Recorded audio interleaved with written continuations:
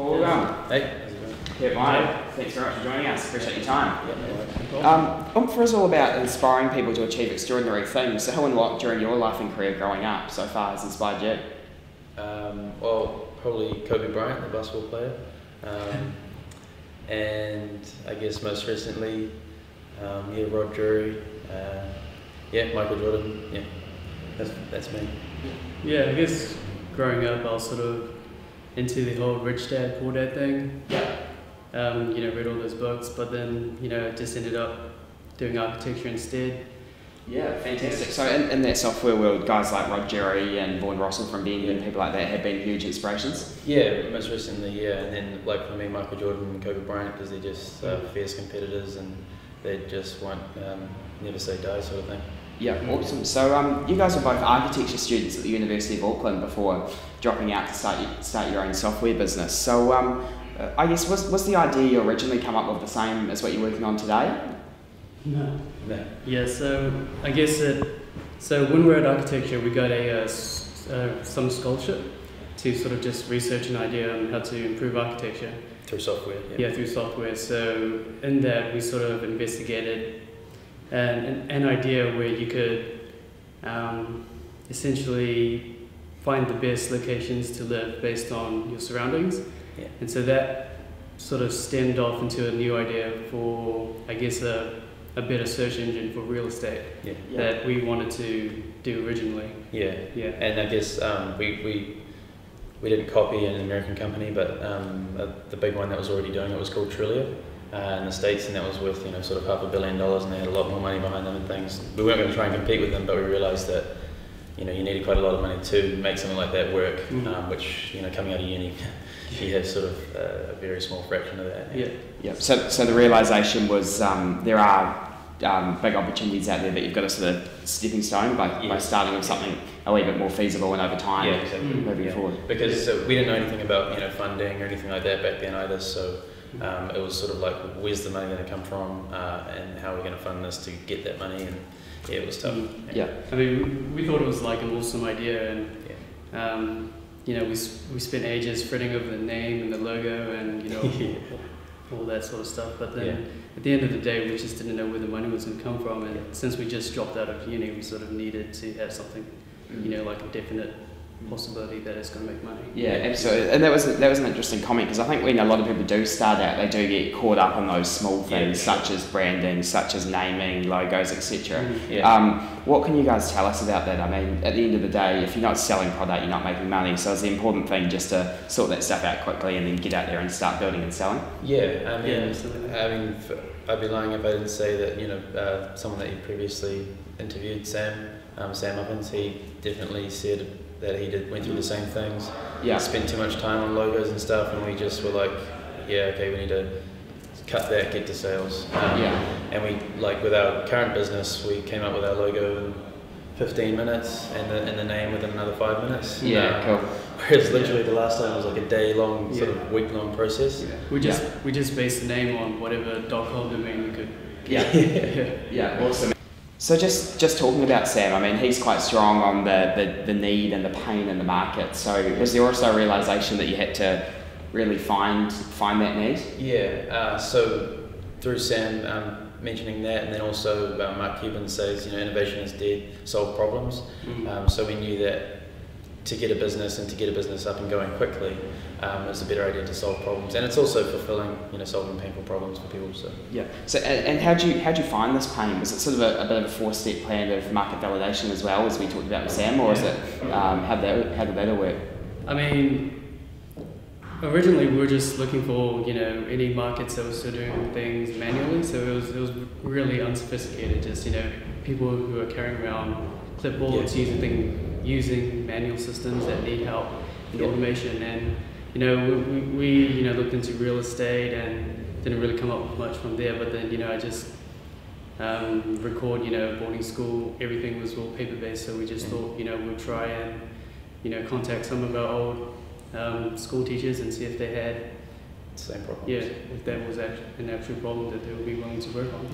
Awesome. So and I guess what's important for people that might be coming up or that might watch this is that you also want to try and find a market that people are happy to pay for it to improve, you know. So sometimes, I guess, in the tradie market or something like that, like you can easily find problems and you can easily offer a solution, but sometimes they're a bit resistant to change. And in the boarding school market they are, but once you get to show them and sort of show them how much you can help them, then it's much easier, and they're willing to pay for things that are going to make the lives of their boarders better. And Sorry, I think our market's quite interesting because it's not necessarily profit based most of the time. So it's usually centralized around, you know, benefiting the students. And so if you could, you know, present that to them rather than, you know, just showing how they could save, you know, dollars and cents, then it's a much more, you know, you can still run a successful company, you know, doing that. Not that we knew all this when we first started out, but as we've got better with business and stuff, we've sort of learned this. So.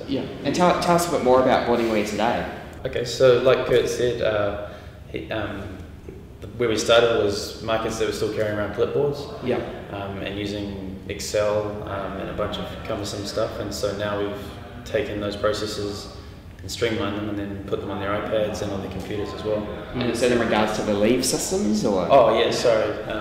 So I guess for our market, the leave is the main problem. So that's like the really essential problem that we, you know, really wanted to get right first. What do you mean by leave? So in boarding school, students, you know, come and go from the house, and so the housemasters need to be able to track where they're going, who they're going with, what time they're coming back, and you know, it can vary on different occasions. So you know, after school versus in the weekend, or you know, sports training. So we created a system that was actually quite flexible, where they could set up their own different leave types, and so that would suit their school.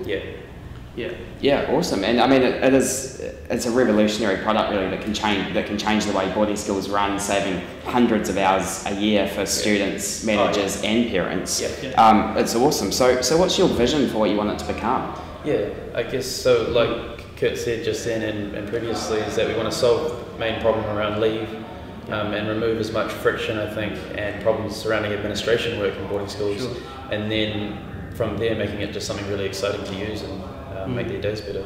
Fantastic. And I think something that's never really been done before is, you know, really connecting the student and the parent, who's, you know, because boarding schools, you know, notorious for, you know, kids leaving home. But, you know, it would be awesome if we could eventually, you know, reconnect them, so parents are more involved in, you know, what the students up to. If you Google, like, you know, what sending my kid to boarding school, one of the biggest things is students being homesick and parents missing their kids. So if we can sort of connect them like that, I think that's like Kurt said, the next step forward in today's boarding schools. Cool. So I guess, you know, a bit of practical advice is just solve the core problem first to get your foot in the door, because that's all, you know, that's what they're all, you know, struggling with. And once that's done, then you can, you know, add that extra layer that just, you know, gives you that point of difference, and you know, can, you know, really make a big difference. Fantastic. And what about expanding into other sort of forms of software in the same industry? Are you looking at that as well? So I guess you know, a few opportunities have opened up in different facets of the residential market in schools, and that just happened coincidentally by people using our software. You know, some schools you know, found that they could run it across their whole school instead of just the boarding side. So we had another school, King's College, use it in their day houses as well. So they have kids that need to check in and check out while they're at school in their different day houses, and so they've used Boardingware for that as well. And so it's, I guess there's been you know, some interesting opportunities that showed up, like international schools for another one, which is not specifically boarding schools, but it's, you know, more focused towards international students. Cool. And again, like Kurt said before as well, is the connection of parents to their students, especially when their children are sent overseas, and you know, you know, that's a massive one as well. Absolutely. So I guess did that teach you guys that when you get started in an industry and start building something that lots of opportunity stems from what originally was quite a small idea that then expands into something quite big. I mean, once you put your head down, you really get going with a sort of vision and a direction. All sorts of things start to fall into place. It's just trying to maintain that focus in that direction and make sure you stay on path there. Yeah, cool. Absolutely. And the cool thing, I guess, is as you guys say, letting parents know what their children are up to. Literally turning paper into cloud. And redefining the way leave's done. So as a former boarder, I know what a big deal that is. So how long did you say you've been going for? I guess we spent about 6 months of development last year, so we started mid last year. But we didn't really get up and running with people actually using the system and starting to actually sell it until probably February, March this year. Yeah, awesome. So it's only really been a few months, hasn't it? A year or so. Yeah. So you found the pain, you built the software, and now you're selling it. I mean, just in terms of that building process, how did you actually go about building the software? Yeah, so I guess originally, because me and Kurt have a designer background, we were able to design up some mock-ups and prototypes and things, and then get some schools excited about it. And then it was pretty easy to attract some pretty talented software engineers to use the system. To build the system, because that's what they all want, to have their software used by people around the world. So once we had that, and we could say, hey, look, we've got these schools that are already keen to use it. Can you guys build it? It was pretty easy to convince. And you guys obviously have a couple of coders on board today. So one of the things that we've discovered through talking to quite a few people who are trying to get into the software world is that they've got this idea. They think it's worthy, but then they don't really know how to go about building it. Yeah. So did you guys, did these software developers approach you, or did you go to them, or was it all in the who you know space? How did that work? Yeah, I guess when we first started, we approached our first developer, but at that stage we still had schools working with us saying that they were willing to pay for it, and so it was really easy to get them on board. And the next guy we got on our team actually approached us, because we were getting more traction and he could see it. Yeah, and he just wanted to be a part of it. Yeah, and we did. In saying that though, we did know them both. So if you're coming up, trying to use your networks properly, make genuine friends, and then people are pretty keen to help out. And what about that investment area? How did you guys find the investment to actually build the product? Was that involved as well? So it was sort of just like we said. Once we picked that direction and we focused, things started to fall into place, and we got into Webstock, which is a conference down in Wellington, and we got selected to be a finalist in the Startup Alley competition. And from there we got an offer in what's called the Lightning Lab down in Wellington, and we were advised to have a look at it and see if it fits. It would have required us to move down to Wellington. And then we sort of decided no, because we went with a family friend, and that sort of let us. He sort of lets us do what we want. He trusts us with the money. He doesn't expect anything back. I'm not saying that's what the Lightning Lab does. But it was also in Auckland. We didn't have to pick up and move ship. I guess getting an investment from family and friends in the beginning really gave us the freedom to focus on what we thought was important. Otherwise, if we went the other route, the VC route, then we would have had to focus on, pitching and getting more rounds of funding, and the whole business would have changed. Slows things down a bit, doesn't it? And the last thing I would say about that is that you also, when you go to family and friends, sometimes there's generous people that just will give out money, but our investor in particular has got a big hedge fund background from London, so he knows about business, so he knows what he's getting into, if you know what I mean.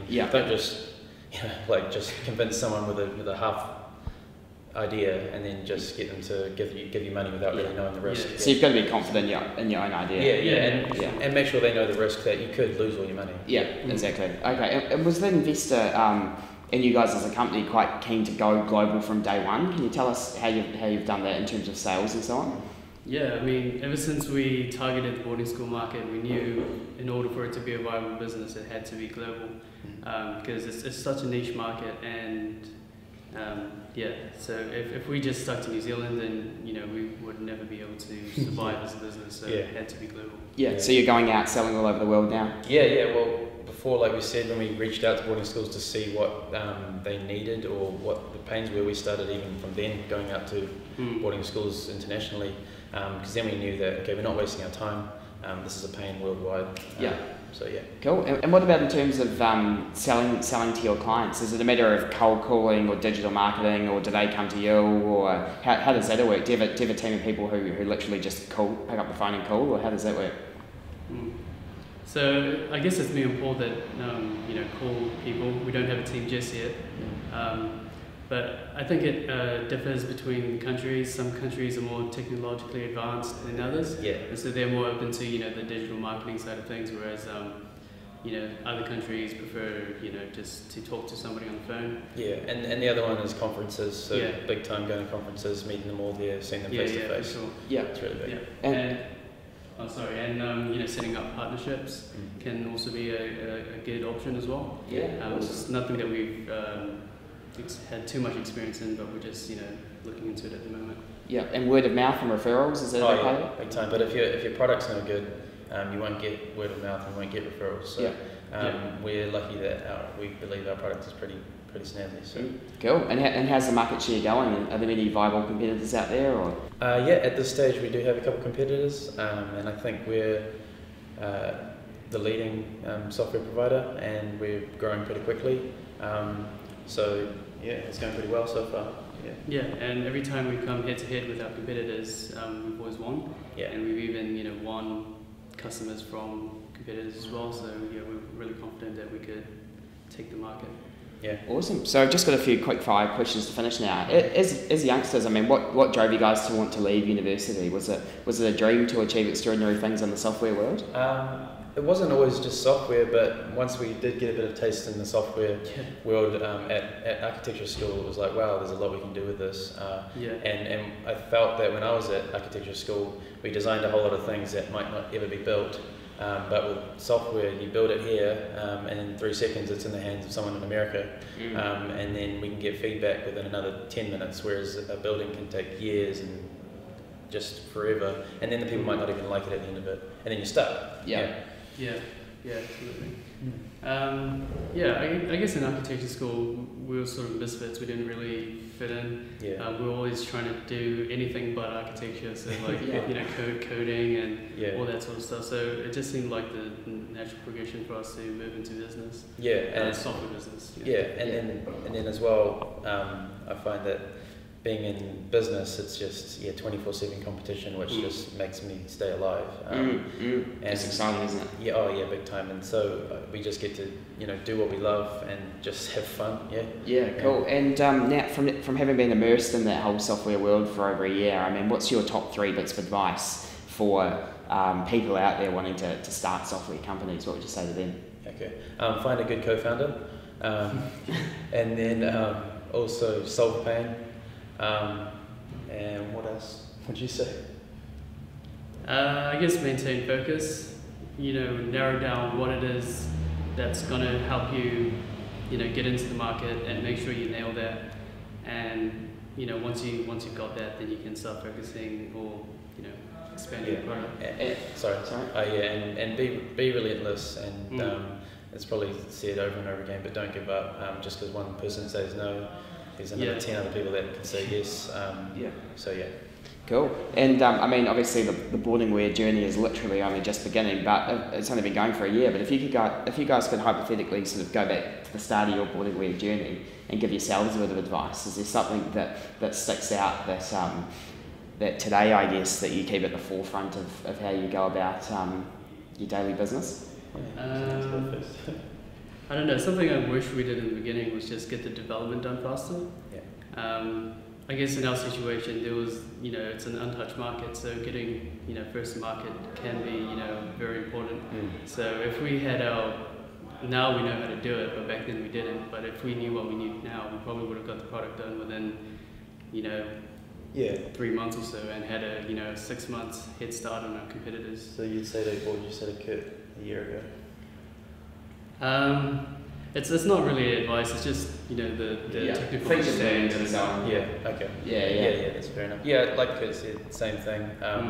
And also just keep focusing on sales. Keep brushing up. And I probably even say to myself, practice being on the phone, being under the heat. I don't know how you say it. Being able to answer questions in a heated environment. And then just practice speaking, speaking to people, and then not being afraid. That's what I would say. Yeah. Cool. And the second thing that I'd like to add is just make sure that you start off with a good team. Like don't even in the beginning when it's just an idea and it might not necessarily amount to anything. Yeah. Make sure that you're with a good team that you are willing to work with in the long run. Yeah, and you're comfortable with them. Like me and Kurt have known each other 5 years, and our developers are new, but they're we get along with them well personally. So it's good to maintain a good work life. Can still get along with each other. I think.